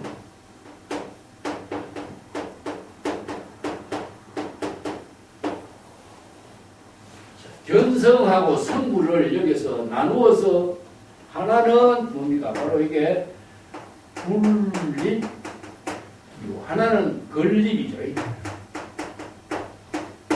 국가를 건립하지 않는 거하고 국가를 건립하는 일하고 두 가지 문제를 하나로 묶어버린 거예요. 여기에 뛰어난 점이 무엇이냐? 풍일선사의 법문을 일체화시킨 사람이 누구냐? 이게 설두중현선사예요. 그래서 설두중현선사가 주장자는 무엇에 비유라고 했죠? 진여일심이라고 했죠.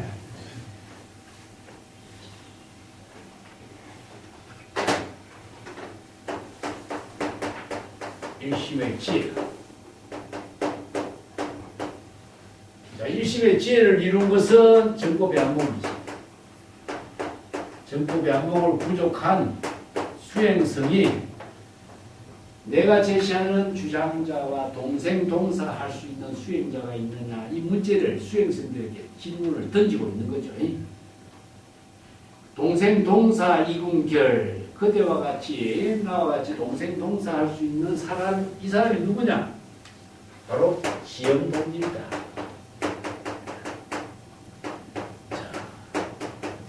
어떤 지엄동지죠? 정법의 안목을 부족한 지엄동지가 있느냐? 풍일선사가 이런 법문을 했지만 이 풍일선사의 법문을 내가 제시하는 주장자와 같이 함께 살고 함께 죽을 수 있는 지엄동지의 정법의 안목을 부족한 수행자가 있으면은 나는 그와 같이 여러분과 함께 동생동사할 것이다. 그런 수행자가 여기 있느냐? 이것을 제시해놨죠. 그죠? 여기서 동생동사 한다는 것은 적수지엄이라고 그래요. 내가 자주 이야기했죠. 그죠? 바둑을 뜨는 사람이 적수를 만나야 바둑을 좋아하잖아. 적수는 바로 지엄 관계가 되는 거죠. 적수, 지엄, 난장행이요. 적수, 지엄을 만나면은 그 지엄 동지를 만난 그 기쁨, 행복한 마음을 감추기가 어렵다. 시도 중음 시경공이요. 시를 잘 이해하려면은 몇 번이고 시를 음미하고 음미해야만이 시인의 그 근본 뜻을 이해할 수가 있다. 이런 말을 쓰죠. 그래서 유명한 그 길에서 검객을 만나면 반드시 칼을 제시하라. 시인이 아니면 시를 제시하지 마라. 이런 말을 벌써 쓰는 거예요. 이게 그러니까 지엄관계라고 한 말에 중국 성민들이 적수지엄이란 말을 써요. 이게 똑같은 수행성들과 정법의 안목을 부족한 지엄동지가 있느냐. 나와 내가 주장자를 던져서 동생 동사할 수 있는 지엄관계를 구하고 있는데 천하를 삼킨 정법의 안목을 부족한 살인도 할인금을 자유자재로 실행할 수 있는 지엄동지가 있으면 나는 그대들을 함께 동생 동사하리라. 이렇게 이제 설두중면선사가 제자들에게 던진 문제입니다. 일구의 법문에 출생한 지혜를 구족해서 출생안의 방편 법문으로 보살도를 건립할 수 있는 본분사의 일을 건립할 수 있는 사람. 그 주장자는 뭐냐, 일생에 모든 일을 다 마친 일이다 그랬죠, 그죠? 우리가 지난 시간에 공부한 것처럼 임재선선도 그랬잖아. 진정 견해를 원명하게 부족한 사람이 일대사의 일을 다 마친 사람이다. 그래서 안목을 갖춘 사람만이 주장자와 동생동세를 할 수 있는 사람이다 이런 말이죠, 그죠? 근데 사람은 한 평생 30년, 40년 동안 참고해도 이 일을 못 마쳐. 일생 참학을 못 마치는데 그 뛰어난 사람은 뭐죠? 바로 선생의 일구 법문의 불조의 경지를 깨달은 겁니다. 그래서 일조 분명 초불조라. 부처의 경지까지도 뛰어넘을 수 있는 경지를 이룬다. 이렇게 법문을 선생들이 하고 있습니다. 출세간 지혜를 부족한 안목을 갖춘 수행자가 나와 동생동생할 수 있는 사람이 있느냐. 이런 법문이죠. 우리가 주장자 법문을 지난번에 많이 했기 때문에 이것은 좀 참고하고 생략하고 일구의 법문에다가 초점을 두어야 돼요. 일구의 법문이 재불열애가 공덕행을 이루게 하고 국가를 건립하고 일구의 법문을 설할 수 있는 사람이 살인도 할인금으로 본분 종사가 되고 작가 선지식이 될 수 있는 능력을 갖춘 사람이다. 이런 의미거든요. 자, 우리 교재 책을 조금 읽어볼까요?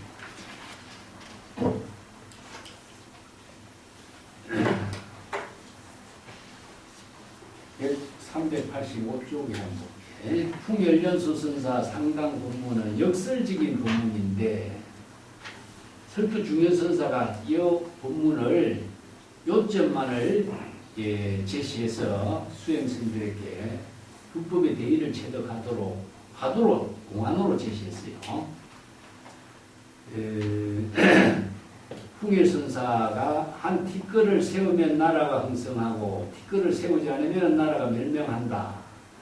한 티끌은 일진으로 일미진, 일심의 지혜 작용 이런 의미죠. 무지화상이 손가락 하나를 세우는 법문. 세존이 연꽃 꽃 한 송이를 들어서 세계를 건립하는 법문. 이런 것을 가지고 일심의 법문.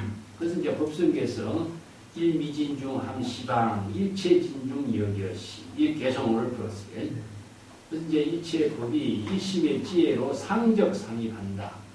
이 상적상입이라면 좀 어려운 말인데 일심으로 이루어지는 세계관을 이렇게 표현합니다. 시간과 공간과 함께 살지만 시간, 공간이 실체로 존재하지 않잖아. 시간, 공간은 언어밖에 없어요. 시간, 공간이라는 언어를 우리 일심의 작용과 하나 일체화시켜서 살고 있는 세계를 상적상입이라고 해요. 이게 이제 불교 철학이 굉장히 차원 높은 논리로 이런 법문을 설하고 있기 때문에 불교 공부하는 사람은 많은 사유가 필요합니다. 한 티끌이 일어나는 것은 국가 흥망성쇠와 같다. 국가에 훌륭한 사람, 인재가 영웅호흡이 배치되면은 인민들을 부지하고 국가가 훌륭한 역사적인 사례를 많이 이제 중국 역사에서 이런 것을 사례로 제시한 것이 중국인들이 갖고 있는 구상성, 현실성. 인도에는 추상적인 논리로 설법했는데 중국에는 구체적인 역사적인 사실을 배경으로 설법을 해요. 그래서 중국은 역사의 나라, 역사의 나라. 이게 중국의 사마천의 사기 같은 것이 역사적인 사실로 중국의 모든 진실을 객관화시키면서 정립시키고 하는 하나의 진실로 제시하고 있거든요. 이게 얼마나 중국인들이 구상성, 현실성의 민족인가 하는 것을 알 수가 있는 거죠. 예. 그러니까 고사성어 같은 게 중국의 옹고지신이라든가 이런 고사성어가 중국인들 바로 진실인 거예요. 이 훌륭한 성인의 말씀이나 역사적인 사건이 바로 지금 여기 자기의 일을 판단하게 하는 거울로 삼게 돼. 이런 지혜를 갖고 있는 사람이 중국인들이죠. 그래서 인도의 주상적인 논리체계의 본문이 구체적인 현실 생활의 지혜의 종교 본문으로서 완전히 형태를 바꿔버립니다. 이게 성불교의 역사라고 할 수 있습니다. 풍열선사의 설법은 국가의 문제로 화두로 제시한 것은 아니고 국가의 흥망성쇠를 비유해서 선의 정신을 제시했는데 망념이 일어나면은 범부와 성인이 분별을 하게 되지만은 지옥도 만들고 천당도 만들고 일심으로 중생의 세계를 만든다. 그렇지만 한 생각 번뇌 망념에는 부처, 중생, 차별 세계가 있지만 일심의 지혜가 작용하면은 진면법계를 이루고 방편의 지혜로 국가를 형성하게 지혜와 자비를 구현하게 한다. 자, 이런 법문을 이제 일진의 법문으로 비유해서 쓰라고 있습니다. 이 때문에 이 법문을 방행문, 걸림문이라고 그래요. 중생을 교화하는 걸림문, 방행문 이렇게 표현하고 있는데 국가를 세우지 않은 것은 파주문이라고 해요. 이거는 이제 경전에서 이야기하면 상구골이 하와 중생인데 여기에서는 하와 중생의 법문을 중심으로 해 모든 법문을 종합해버렸습니다. 바로 일부이 출세해서 상구골이 우리가 이거 발심수행이죠. 발심수행하는 모든 것은 상구골이죠. 하와 중생은 기체 중생을 구제하는 보살도이기 때문에 이거는 방편 설법이죠. 방편 부분을 설법해 놓기 때문에 이건 이제 요거는 살인도 선에서 요걸 살인도라고 하고 요거는 활인도로 이렇게 이제 여러 가지 요거는 이제 소탕문이라고 쓰고 모든 것을 다 떨쳐버리고 요거는 이제 걸림문이라고 지혜로 걸림하는 겁니다. 이런 비유 본문으로 진짜 이렇게 요걸 이제 파주라고도 쓰고 요건 방행이라고 했어요. 이런 논리를 이렇게 제시하고 있습니다. 근데 여기에 국가를 건립하는 것이니까 하와 중생 문제를 만드는데 상구보리와 하와 중생을 분리할 수가 없어요. 분리할 수가 없기 때문에 하와 중생으로서 건립문을 제시하는 이 법문이 국가를 건립한다 이렇게 표현한 거죠.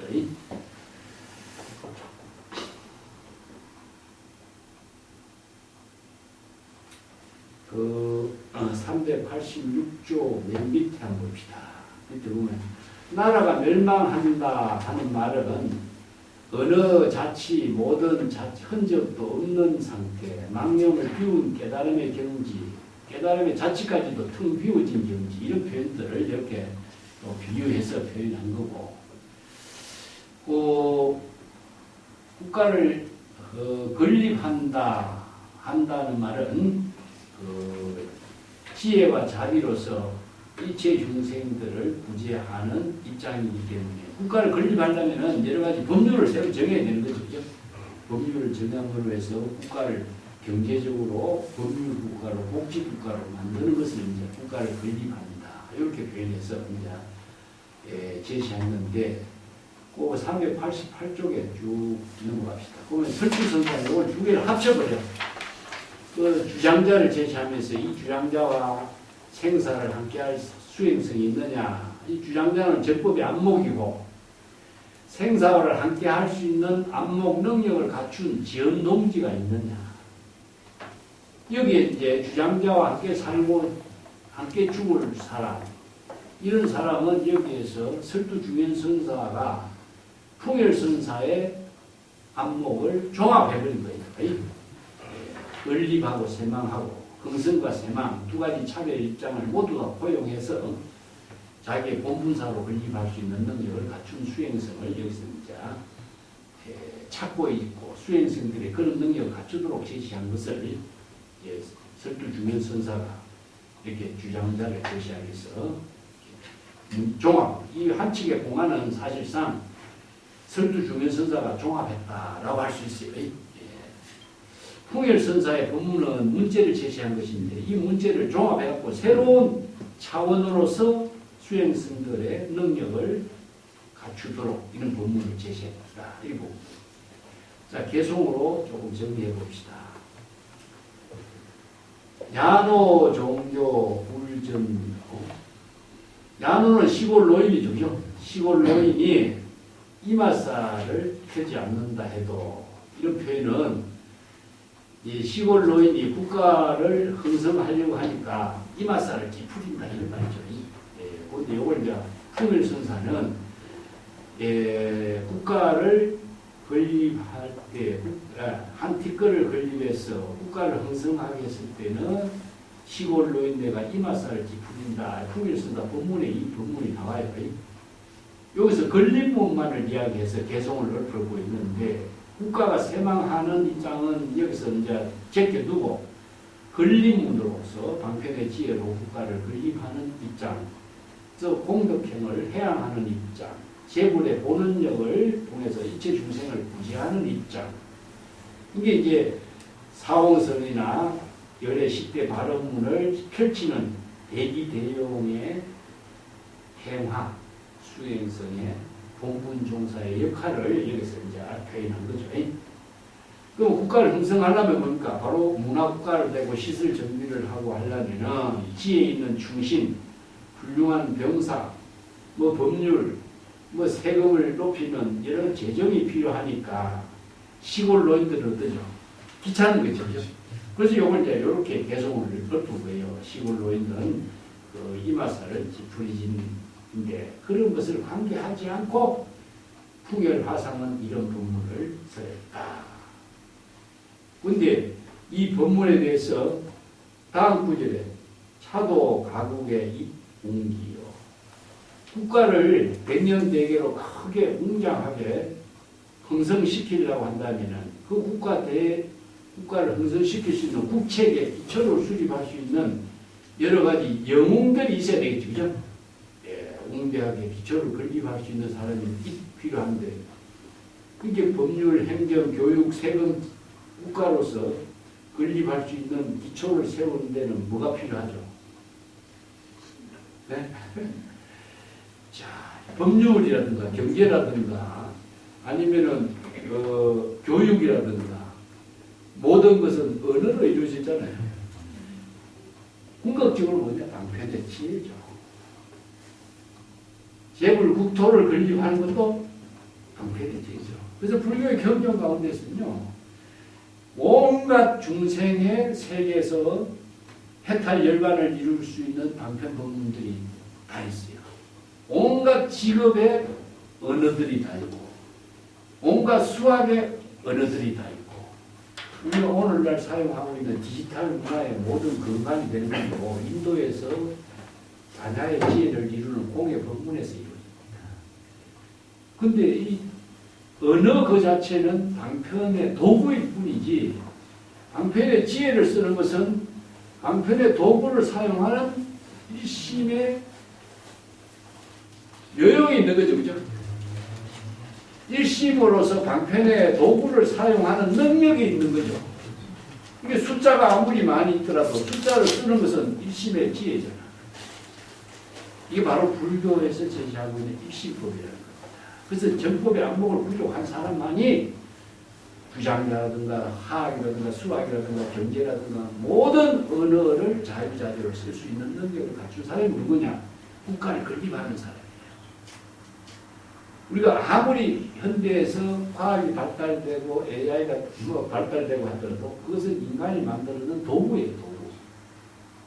이게 언어를 사용해서 도구로서 만들어진 것이지 도구를 사용하는 주체는 마음이죠. 그래서 여기에 일체의 일심의 지혜로 많은 방편 지혜의 도구를 건립할 수 있는 사람이 있느냐 이런 것을 이제 문제로 제시합니다. 개불여래가 출세하고 중생을 구제하는 설법이 바로 출세간 지혜로 일부의 법문으로 방편의 지혜로 설법하는 있잖아. 이게 언어로 가지고 언어를 아무리 알고 있어도 출세간 지혜로 설법할 수 있는 능력은 있어야 돼요. 이게 아무리 많은 도구를 갖고 있으라도 도구를 시저지연의 본분사로 활용할 수 있는 능력을 갖춘 사람만이 국가를 건립하는 거예요. 언어가 없어서 국가를 건립 못하는 거 아니잖아요. 수없이 많은 전문가들이 있어도 그 전문가 가운데서도 그 능력을 발휘할 수 있는 사람이 뭐냐? 안목을 갖춘 사람이죠. 그래서 재불려의 설법을 여기다 비유한 거죠. 천하 백평에 국가를 이룰 수 있는 것은 안목을 갖춘 지연동지다. 일법계를 건립하는 해탈 법문을 설할 수 있는 안목을 갖추고 있는 사람이 누구냐? 바로 재불려래다. 이게 출세간의 지혜를 갖출 수 있는 능력이죠. 이때 모신 맹장 금하제요. 그 때문에 모신은 뭐냐? 지혜가 있는 신하고 맹장은 뭐죠? 용감은 장수죠. 옛날에 국가를 건립하려면은 국가를 잘 지혜로 통치하려고 하려면은 지혜 있는 그 신하하고 장군 모든 오랑캐들을 막는 세외 장군 이제 이런 것을 이제 두 가지로 표현했죠. 자, 이에 대해서는 정법의 안목을 지혜가 있는 신하, 용맹 있는 장군들 안목을 갖춘 나와 동생 동사할 수 있는 납성은 안목을 갖춘 납성은 어디에 있느냐 이런 말이죠, 그죠? 국가 백년대계 국책을 수립하고 불국토를 건립하고 국가를 흥룡할 수 있는 안목 있는 본분종사 선지식은 어디에 있는가? 그걸 이제 설두중현 선사가 수행성들에게 제시한 문제지. 마지막에 만리청풍의 지자지라. 만리청풍 지자지 그는 지모 대신 용맹장룡은 보이지 않아? 대상경계로 보이지 않잖아요. 그죠? 동생 동사할 수 있는 납성은 없지만 대상경계로 보이는 그런 인물들은 없지만 만리청풍이 부는 지금 여기 자기 본분사의 일로서 이 경지는 알 수 있다. 주장자와 동생 동사할 수 있는 안목 갖춘 본분 종사 작가 선지식은 없다. 그렇지만 저 멀리 청풍은 바로 알 수 있다. 청고망고 공상흑이요 아시와저마라 청풍 잡지의 유하국이요. 청풍은 온 법계에 온 천지에 항상 필요하고 이게 청풍이 중국 사람들에게는 뭐냐? 바로 지혜가 작용하는 세계를 청풍이라고 해요. 우리가 조주선사 법본에서 이야기했잖아요. 그죠? 원래 적번지하에 기청풍이란 말이에요. 아까도 이야기했지만 적번이란 말이죠. 붉은 깃발이잖아. 이게 정법을 설하고 붉은 깃발을 내세우는 것이 바로 적번지하라. 그 외도 사도의 법문을 모두 다 배척하고 정법을 제시하고 붉은 깃발을 내세우는데 청풍이 일어난다 이거예요. 바로 정법의 지혜가 이루어진 경지, 일심의 지혜가 이루어지는 경지에 바로 청풍이 일어난다. 이런 표현들이 하재 청풍 부여수요 이런 말도 조주선사가 했잖아. 배에다가 물건을 가득 싣고 역풍을 바람을 맞아가지고 양쯔강을 건너가서 물건을 다 내려놓고 물건을 다 내려놓고 빈 배가 불어오는 바람을 맞으면서 아주 몸과 마음이 편안한 가운데 청풍을 맞으면서 고향에 향하는 것을 하대청풍 불리시 이렇게 표현해요. 이 청풍이란 말이 중국 사람들에게는 굉장히 맑고 신선하고 또 일체의 모든 자취나 흔적도 남기지 않고 일심의 지혜가 한가하고 여유있게 본분사로 이루어진 세계를 청풍이라고 해요. 무한청풍 부에서 이 무한한 청풍의 세계를 누구에게 부촉할까 이렇게 표현하죠. 이심의 지혜로 이루어진 편안한 그렇게 정도가에서 절악무의 도인의 경지를 청풍이라고 해요. 이 말이 시인들만이 이 세계를 넓혀 이 만리청풍지자지요. 만리청풍이 불어오는 이것을 누가 단지 스스로만 알 수 있을 뿐이다. 지엄동지를 꼭 대상경계에서 구할 필요가 뭐 있느냐? 그렇잖아요.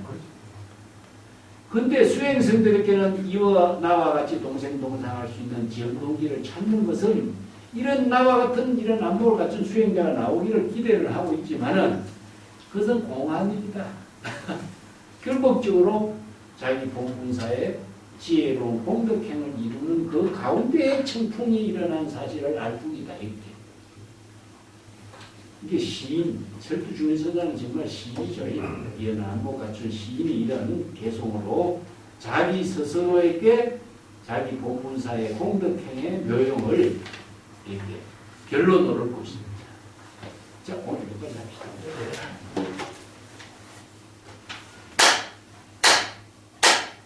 감사합니다.